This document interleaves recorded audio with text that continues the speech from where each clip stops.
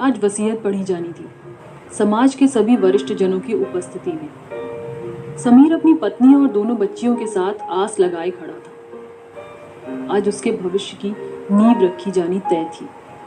खड़े खड़े उसके दिमाग में हलचल हो रही थी। दिमाग में हो रही हलचल ने उसे अतीत के पन्ने कुरेदने पर मजबूर कर दिया। मात्र 10 वर्ष की उम्र में मां के गुजर जाने के बाद पिताजी ने दूसरी शादी कर ली थी। दूसरी मां अपने साथ साथ एक बेटा भी लाई थी, राज, जो उम्र में उससे 2-3 वर्ष बड़ा था।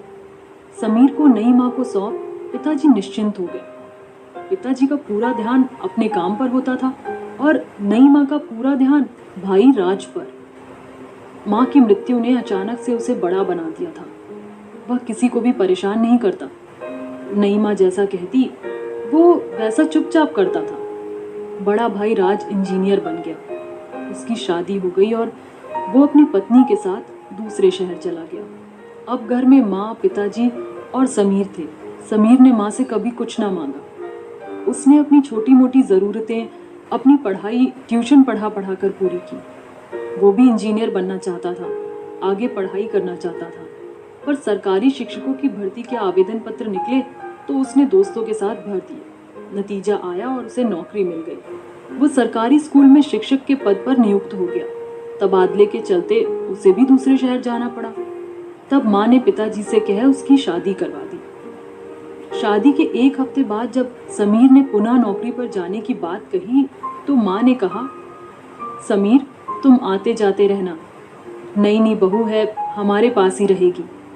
समीर क्या कहता, चुपचाप माँ की आज्ञा को शिरोधार्य कर अपनी नई नवेली दुल्हन को छोड़ पुनः काम पर लौट आया। जब आसपास की महिलाएं भाई राज की पत्नी के बारे में पूछती, माँ हमेशा यह कहकर टाल देती कि राज को रोटी पानी में तकलीफ होती है, इसलिए उसकी पत्नी उसके साथ रहेगी। समीर अपना काम खुद कर लेता है, इसलिए उसकी पत्नी हमारे साथ रहेगी। फिर इतने बड़े घर में हम दोनों पति पत्नी अकेले कैसे रहेंगे? हमारी सेवा के लिए भी तो कोई हो ना। 14 वर्ष तक समीर और उसकी पत्नी ने जी जान से माँ बाबूजी की सेवा की। छुट्टियों में समीर मिलने आता रहता था और अपनी संपूर्ण मासिक आय माँ के हाथ में रख देता था। वह खुद अपनी छोटी मोटी जरूरतों की पूर्ति बच्चों को ट्यूशन पढ़ाकर करता था। वो खड़े खड़े सोच रहा था कि आज उसे उसकी सेवा का फल मिलने वाला है। अचानक 4-5 दिन पहले बड़े भाई का फोन आया, पिताजी अस्वस्थ हैं, तुम्हें याद कर रहे हैं, जल्दी घर आ जाओ। जैसे ही घर पहुंचा, पिताजी ने उसे टकटकी लगाकर देखा और सिर्फ इतना ही कहा, आ गया, और फिर उनकी वाणी ने हमेशा के लिए विराम ले लिया। शाम तक उनका देवलोक गमन भी हो गया।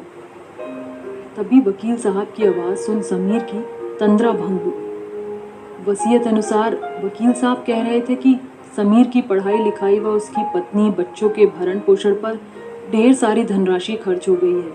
उसके हिस्से का धन उसके परिवार पर खर्च हो चुका है, अतः समीर को जायदाद से बेदखल किया जाता है। चुपचाप नजर झुका समीर सब सुन रहा था। वो समझ ही नहीं पा रहा था कि पिताजी कभी भी इस तरह की वसीयत लिख सकते हैं, पर ऊंची आवाज में बात करना, विरोध करना उसके संस्कारों में नहीं था। समाज के सभी गणमान्य लोग भी आपस में कानाफूसी करते रहे, पर खुलकर कोई सामने नहीं आया।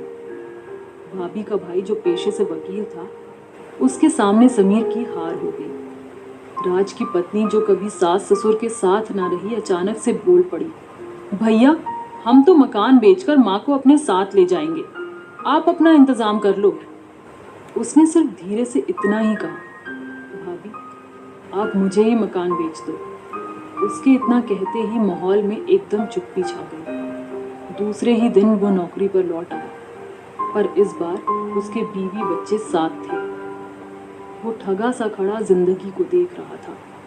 क्या है उसके पास? 14 साल तक उसने जो कमाया, सारी जमा पूंजी तो माँ के हाथ में रख दी थी। अब उसे नई जिंदगी शुरू करनी पड़ेगी। वो सोच रहा था कि कहाँ गलत है वो? क्या माँ की ममता ऐसी होती है? उसने तो बेटे का फर्ज निभाने में कोई कसर ना छोड़ी। फिर अचानक उसके दिमाग में एक विचार आया, माँ की ममता कभी भी निर्मम नहीं हो सकती। माता कभी भी कुमाता नहीं होती। औलाद का दर्द सिर्फ उसकी माँ ही समझ सकती है। माँ मुझसे पहले राज की माँ है। माँ सबसे पहले अपने बच्चों के बारे में सोचती है।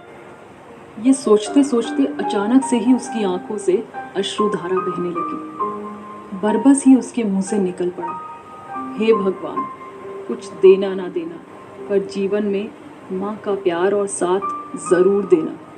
काश मेरी भी माँ होती।